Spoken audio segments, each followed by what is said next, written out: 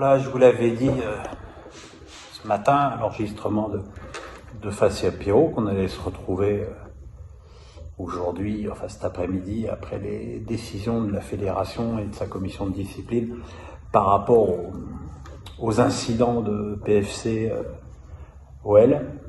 Voilà, les sanctions sont tombées, et elles sont fortement tombées. Les deux équipes ont match perdu.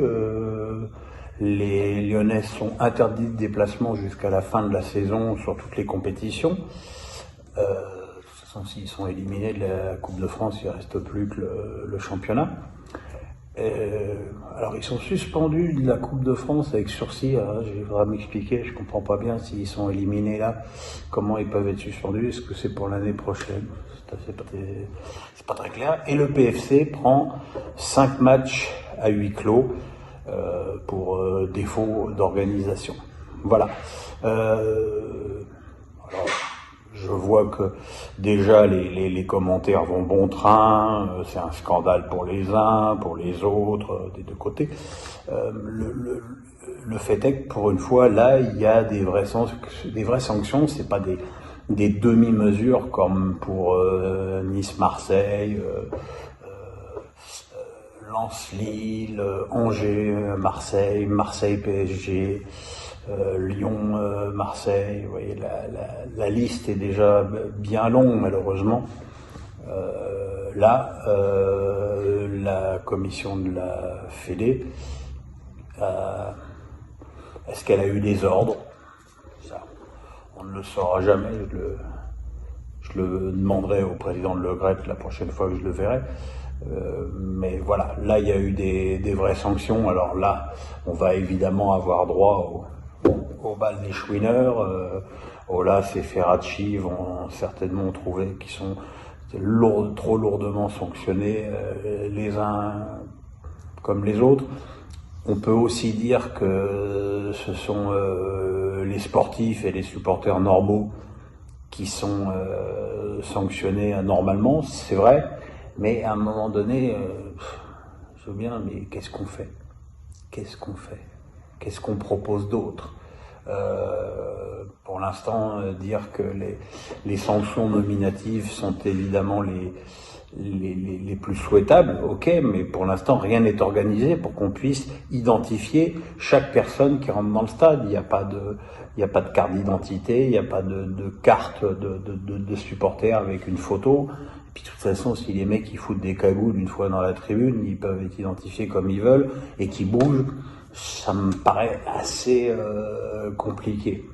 Voilà, comme je suis quelqu'un de toujours optimiste, j'espère que tout le monde, pas forcément le PFC et l'OL, tout le monde va prendre conscience de la gravité du problème, tout le monde va, tout le monde va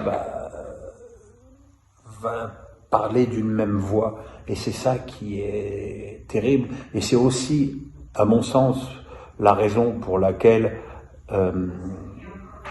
l'OL et Jean-Michel Aulas, parce que c'est là très compliqué dans ce dossier de dissocier les deux, ont été lourdement sanctionnés. C'est parce que quand, au bout de 5 minutes après les incidents, il dit « Ah bah oui, mais vous comprenez, les torts sont partagés. » Mais attends de voir ce qui se passe, attends d'avoir des éléments de dossier avant de dire ça.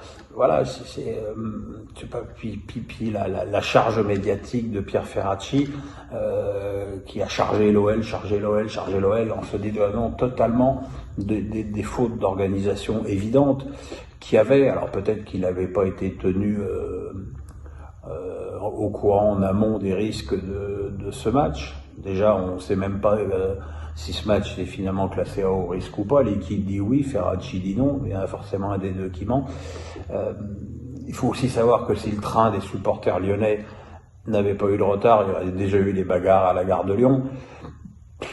Voilà, le problème n'est pas résolu avec ces sanctions, mais le problème avance. Et il faut que tous les cons comprennent que maintenant ça va cogner fort et que c'est plus possible qu'il y ait un match arrêté tous les 15 jours en France. Ça donne une image déplorable du foot français. alors que ça devrait pas être le cas, parce que le championnat, la première partie du championnat était super sympa. Donc voilà, il faut maintenant qu'il y ait une prise de conscience des supporters, des présidents, des clubs, qu'ils arrêtent le clientélisme, je l'ai déjà dit, mais je le répète, qu'ils arrêtent le clientélisme avec les supporters, qu'ils arrêtent de toujours donner raison à leurs supporters dans toutes les circonstances.